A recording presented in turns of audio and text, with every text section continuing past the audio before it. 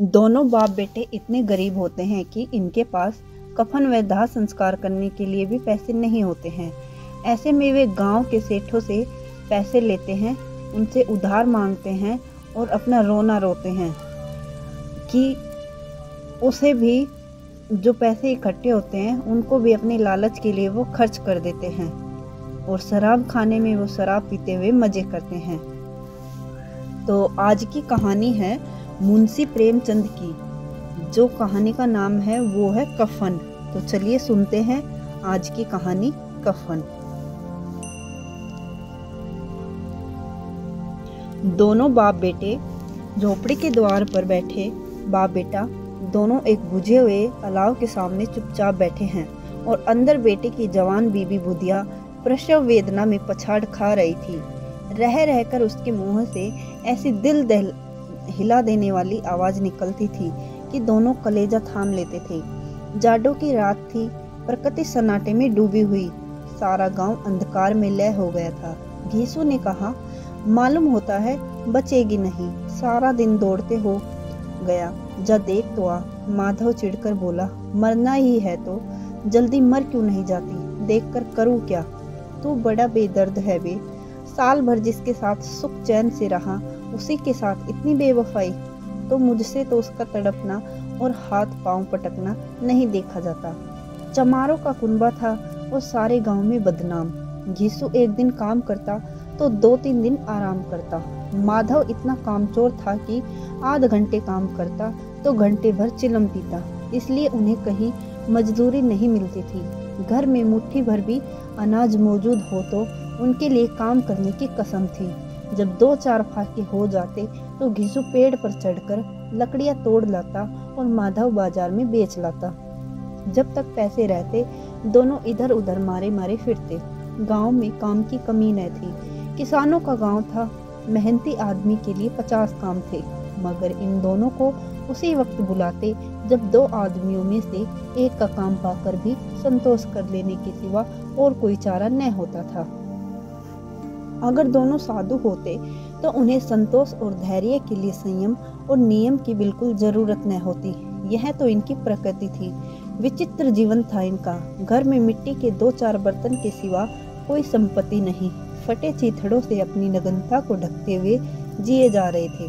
संसार की चिंताओं से मुक्त, कर्ज से लदे हुए, गालियां भी खाते, मार भी खाते, मगर कोई गम नहीं। दिन इतनी की वसूली कि आधा बिल्कुल आसान न रहने पर भी लोग इन्हें कुछ न कुछ कर्ज दे देते थे। मटर आलू की फसल में दूसरों के खेतों से मटर या आलू उखाड़ लाते और भून भान कर खा लेते, या 10-5 उख उखाड़ लाते और रात को चूसते। घीसू ने इसी आकाशवर्ती से 60 साल की उम्र काट दी और माधव की सपूत बेटे की तरह बाप ही के पद चिन्हों पर चल रहा था, बल्कि उसका नाम और भी उजागर कर रहा था। इस वक्त भी दोनों अलाव के सामने बैठकर आलू भून रहे थे, जो कि किसी के खेत से खोद लाए थे। घीसू की स्त्री का तो बहुत दिन हुए देहांत हो गया था। माधव का ब्याह पिछले साल हुआ था। जब से यह औरत आई थी उसने इस खानदान में व्यवस्था की नींव डाली थी और इन दोनों बेगैरतों का दोजख भरती रहती थी। जब से वह आई यह दोनों और भी आराम तलब हो गए थे, बल्कि कुछ अकड़ने भी लगे थे। कोई कार्य करने को बुलाता तो निब्याज भाव से दुगनी मजदूरी मांगते। वही औरत आज प्रसव वेदना से मर रही थी और यह दोनों इसी इंतजार में थे कि वह मर जाए तो आराम से सोए। घीसू ने आलू निकालकर छीलते हुए कहा, जाकर देख तो आ, क्या दशा है उसकी। चुड़ैल का फिसाद होगा और क्या। यहाँ तो ओझा भी 1 रुपए मांगता है। माधव को वह था कि वह कोठरी में गया तो घीसू आलूओं का बड़ा भाग साफ कर देगा। बोला, मुझे वहां जाते डर लगता है। डर किस बात का है, मैं तो यहाँ ही हूँ, तो तुम ही जाकर देख आओ।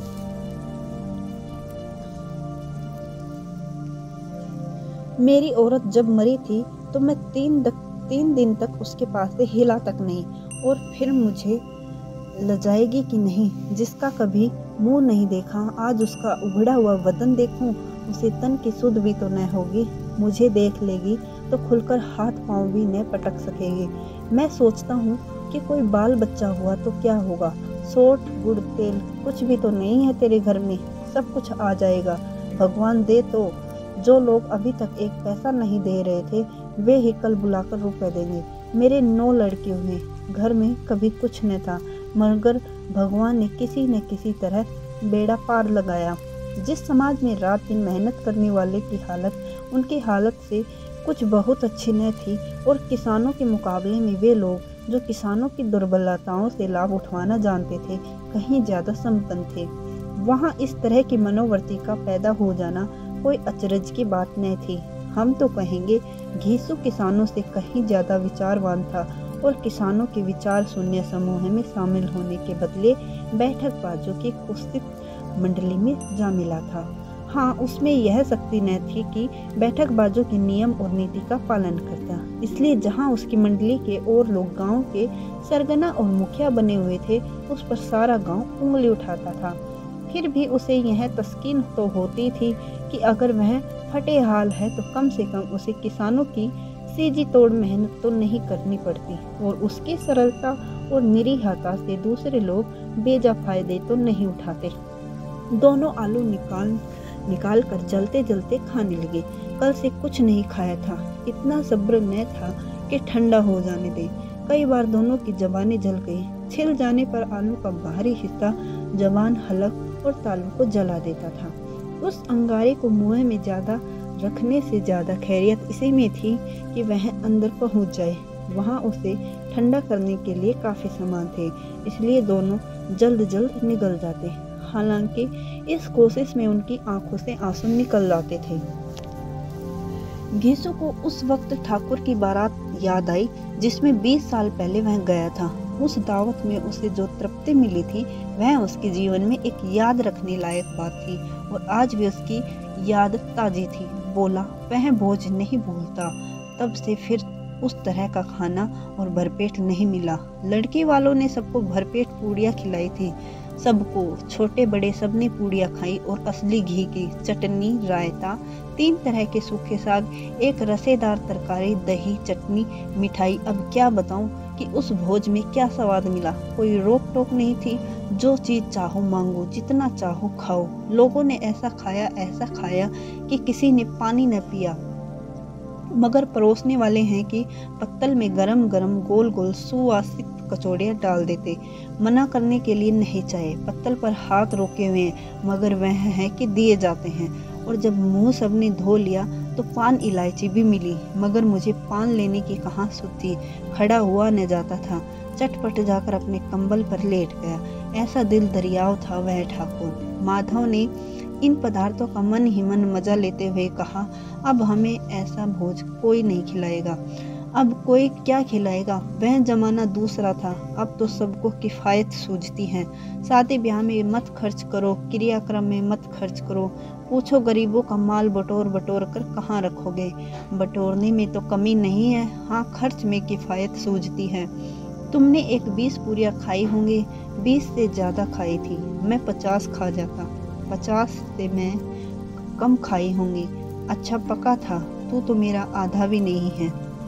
आलू खाकर दोनों ने पानी पिया और वहीं अलाव के सामने अपनी धोतियां ओढ़कर पाँव पेट में डालकर सो रहे थे, जैसे 2 बड़े बड़े अजगर गेंडुलियां मार के पड़े हों, और बुधिया अभी तक करहा रही थी। सवेरे माधव ने कोठरी में जाकर देखा तो उसकी स्त्री ठंडी हो गई थी। उसके मुंह पर मक्खियां भिनक रही थी, पथराई हुई आंखें ऊपर टंगे हुई थी, सारी देह धूल से लथपथ हो रही थी। उसका पेट में बच्चा मर गया था। माधव भागा हुआ घीसू के पास आया, फिर दोनों जोर जोर से हाय हाय करके छाती पीटने लगे। पड़ोस वालों ने यह रोना धोना सुना तो दौड़े हुए आए और पुरानी मर्यादा के अनुसार इन अभागों को समझाने लगे, मगर ज्यादा रोना पीटने का अवसर न था। कफन की लकड़ी और की फिक्र थी। घर में तो पैसा इस तरह गायब था जैसे चील के घोंसले में मांस। बाप बेटे रोते हुए गांव के जमींदार के पास गए। वह इन दोनों की सूरत से नफरत करते थे। कई बार इन्हें अपने हाथों से पीट चुके थे। चोरी करने के लिए, वादे पर काम न आने के लिए। पूछा, क्या है बे घिसवा, रोता क्यों है? अब तो तू कहीं दिखलाई भी नहीं देता। मालूम होता है इस गांव में रहना नहीं चाहता। घीसू ने जमीन पर सिर रखकर आंखों में आंसू भरे हुए कहा, सरकार बड़ी विपत्ति में हूँ। माधव की घरवाली रात को गुजर गई। रात भर तड़पती रही सरकार। हम दोनों उसके सिरहाने बैठे रहे। दवा दारू जो कुछ हो सका सब किया। मुद्दा वह हमें दगा दे गई। अब कोई एक रोटी देने वाला भी न रहा मालिक। तबाह हो गई, घर उजड़ गया। आपका गुलाम हूँ। अब आपके सिवा कौन उसकी मिट्टी पार लगाएगा। हमारे हाथ में तो जो कुछ था वह सब तो दवा दारू में उठ गया। सरकार ही दया होगी तो उसकी मिट्टी उठेगी। आपके सिवा किसके द्वार पर जाऊं। जमींदार साहब दयालु थे, मगर घीसू पर दया करना काले कंबल पर रंग चढ़ाना था। जिम्मी तो आया, कहते चल दूर हो यहाँ से। यूं तो बुलाने से भी नहीं आता। आज जब गरज पड़ी तो आकर खुशामद कर रहा है। हरामखोर कहीं का बदमाश। लेकिन क्रोध या दंड देने का अवसर न था। जी में कुड़ते हुए 2 रुपए निकाल कर फेंक दिए, मगर सांत्वना का एक शब्द भी मुंह से न निकला। उसकी तरफ ताका तक नहीं, जैसे सिर पर बोझ उतारा हो। जब जमींदार ने 2 रुपए दिए तो गांव के बनिए महाजनों को इनकार का साहस कैसे होता। घीसू जमींदार के नाम का डिंडोरा भी पीटना जानता था। किसी ने 2 आने दिए, किसी ने 4 आने। 1 घंटे में घीसू के पास 5 रुपए की अच्छी रकम जमा हो गई। कहीं से अनाज मिल गया, कहीं से लकड़ी। और दोपहर को घीसू और माधव बाजार से कफन लाने चले। इधर लोग बांस काटने लगे। गांव की नरम दिल स्त्रियां आकर लाश देखती और उसकी बेकसी पर 2 बूंद आंसू गिराकर चली जाती थी। बाजार में पहुंचकर घीसू बोला, लकड़ी तो उसे जलाने भर को मिल गई है। क्यों माधव? माधव बोला, हाँ लकड़ी तो बहुत है, अब कफन चाहिए। तो चलो कोई हल्का सा कफन ले ले। हाँ और क्या, लाश उठते उठते रात हो जाएगी। रात को कफन कौन देखता है। कैसा बुरा रिवाज है कि जिसे जीते जी तन ढाकने को चीथड़ा भी न मिले, उसे मरने पर नया कफन चाहिए। कफन लाश के साथ ही तो जल जाता है, और क्या रखा रहता है। यहीं 5 रुपए पहले मिलते तो कुछ दवा दारू कर लेते। दोनों एक दूसरे की मन की बात ताड़ रहे थे। बाजार इधर उधर घूमते रहे। कभी इस बजाज की दुकान पर गए, कभी उस दुकान पर गए। तरह तरह के कपड़े रेशमी और सूती देखे, मगर कुछ जचा नहीं। यहाँ तक कि शाम हो गई, तब दोनों ने न जाने किस देवी प्रेरणा से एक मधुशाला के सामने जा पहुँचे और जैसे किसी पूर्व निश्चित व्यवस्था से अंदर चले गए। वहाँ जरा देर तक दोनों असमंजस में खड़े रहे। फिर घीसू ने गद्दी के सामने जाकर कहा, साहू जी 1 बोतल हमें भी देना। उसके सामने कुछ चिखोना आया, तली हुई मछली आई और दोनों बरामदे में बैठकर शांतिपूर्वक पीने लगे। कई गुजियां ताबड़तोड़ पीने के बाद दोनों सुरूर में आ गए। घीसू बोला, कफन लगाने से क्या मिलता, आखिर जली है तो जाता, कुछ बहू के साथ तो न जाता।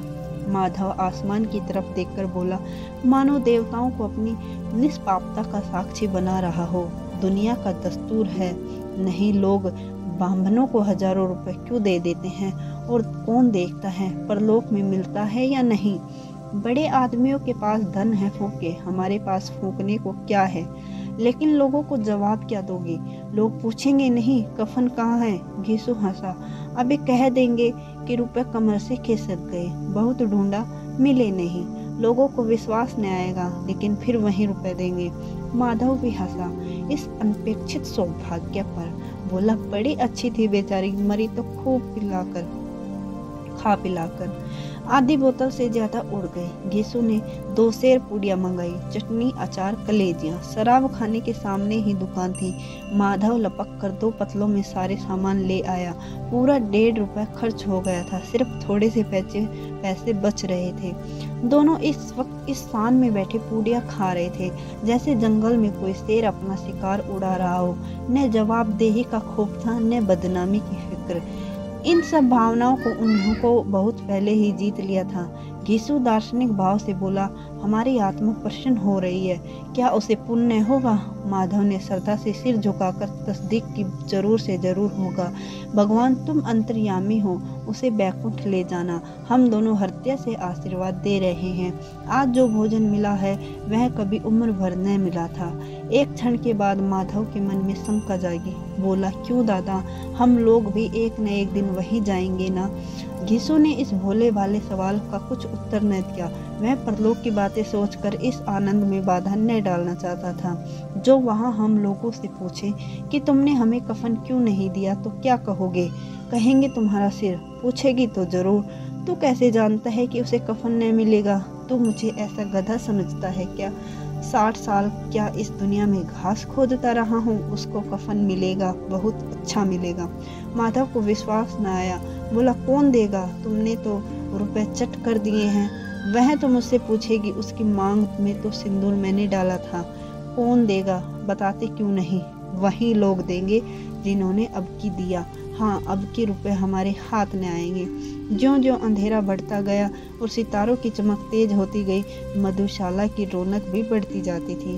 कोई गाता था, कोई डींग मारता, कोई अपने संगी के संग गले लिपटा जाता था, कोई अपने दोस्त के मुंह में कुल्हड़ लगाए देता था। वहाँ के वातावरण में सुरूर था, हवा में नशा। कितने तो यहाँ आकर एक चुल्लू में मस्त हो जाते थे। शराब से ज़्यादा यहाँ की हवा उन पर नशा करती थी। जीवन की बाधाएं यहाँ खींच लाती थी और कुछ देर के लिए यहाँ भूल जाते थे कि वे जीते हैं या मरते हैं, या न जीते हैं न मरते हैं। और यह दोनों बाप बेटे अब भी मज़े लेकर चुस्कियाँ ले रहे थे। सबकी निगाहें इनकी ओर जमी हुई थी। दोनों कितने भाग्य की बलि हैं। पूरी बोतल बीच में है। भरपेट खाकर माधव ने बची हुई पूड़ियों का पत्तल उठाकर एक भिखारी को दे दिया, जो खड़ा इनकी ओर भूखी आंखों से देख रहा था। और देने के गौरव, आनंद उल्लास का अपने जीवन में पहली बार अनुभव किया। घिसू ने कहा, ले जा, खूब खा और आशीर्वाद दे। जिसकी कमाई है वह तो मर गई, मगर तेरा आशीर्वाद उसे जरूर पहुँचेगा। रोए रोए से आशीर्वाद दो, बड़ी गाड़ी कमाई के पैसे हैं। माधव ने फिर आसमान की तरफ देखकर कहा, वह बैकुंठ में जाएगी दादा, बैकुंठ की रानी बनेगी। घिसू खड़ा हो गया और जैसे उल्लास की लहरों में तैरता हुआ बोला, हाँ बेटा, बैकुंठ में जाएगी। किसी को सताया नहीं, किसी को दबाया नहीं। मरते मरते हमारी जिंदगी की सबसे बड़ी लालसा पूरी कर गई। वह न बैकुंठ जाएगी तो क्या ये मोटे मोटे लोग जाएंगे, जो गरीबों को दोनों हाथों से लूटते हैं और अपने पाप को धोने के लिए गंगा में नहाते हैं और मंदिरों में जल चढ़ाते हैं। श्रद्धालुओं का यहाँ रंग तुरंत ही बदल गया। अस्थिरता नशे की खासियत है। दुख और निराशा का दौरा हुआ। माधव बोला, मगर दादा, बेचारे ने जिंदगी में बड़ा दुख भोगा, कितना दुख झेल कर मरी। वह आंखों पर हाथ रखकर रोने लगा, चीखे मार मार कर। घिसू ने समझाया, क्यों रोता है बेटा? खुश हो कि वह माया जाल से मुक्त हो गई, जंजाल से छूट गई। बड़ी भाग्यवान थी जो इतनी जल्द महा माया के बंधन तोड़ दी। और दोनों खड़े होकर गाने लगे, ठगनी क्यों नैना झमकावे ठगनी। पियकड़ों की आंख इनकी ओर लगी हुई थी और यह दोनों अपने दिल में मस्त गाए जाते थे। फिर दोनों नाचने लगे, उछले भी, कूदे भी, गिरे भी, मटके भी, भाव भी बताए, अभिनय भी किए और आखिर नशे में मदमस्त होकर वहीं गिर पड़े।